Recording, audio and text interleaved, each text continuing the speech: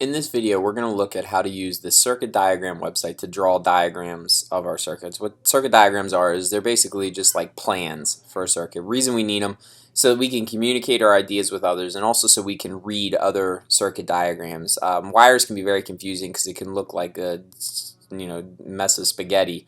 If you don't have a diagram with that, it's very hard to follow the path that electricity is taking. So that's why it's so important for us to kind of get this concept and to be able to draw these. First thing you're going to do when you come to this website is you're going to hit New. That'll just give you a blank circuit. We don't need to make an account or anything like that. We're just going to use this blank area to work. And what we're going to do is we're going to make our first little simple circuit here. So I'm going to search for a battery. And when I do that, it pulls it up on this list here. Battery is now selected. So wherever I click, it's going to add a battery in. If I click somewhere else again, it's going to continue adding a battery. Even if I click right on this one, it's going to put a second battery in. So what I want to do now is I want to kind of move this stuff around and kind of delete some things and all. So I'm going to go to this select.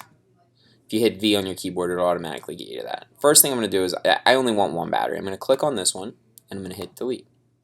Now I'm going to take this one and I'm just going to kind of stretch this out a little bit so we can kind of see what's going on a little more. This is the symbol for battery. I'm going to click on this again and I'm going to change it to 9 volt, which is what our case is going to be.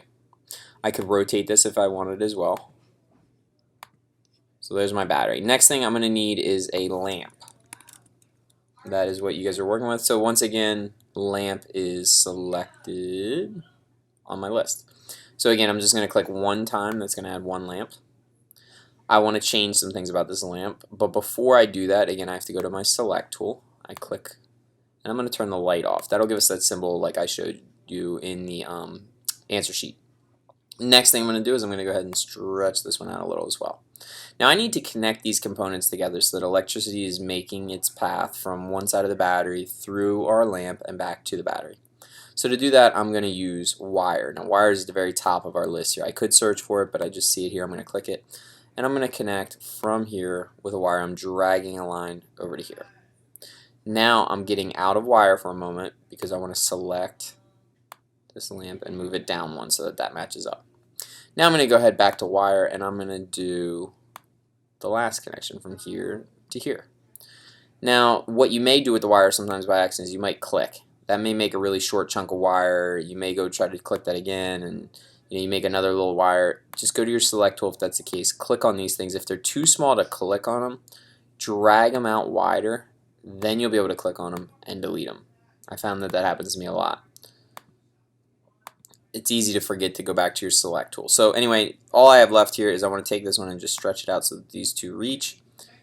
And that is our first circuit there. So it's just the loop going around with it running through the lamp. Now I could have the lamp over here, down here. It wouldn't matter. As long as the loop goes from the battery through the lamp and back to itself, we're good. Last thing we need to do is we need to download this image. So I'm going to click download PNG. It downloaded it right here. And now I can then upload that from my downloads folder or wherever it's located on my computer. If I click here, if I'm in Chrome, I can kind of find out where that thing's at. I would do show in Finder. It would be a different option on a PC, but it'd be something similar. So then I can upload that into Google and I'm done.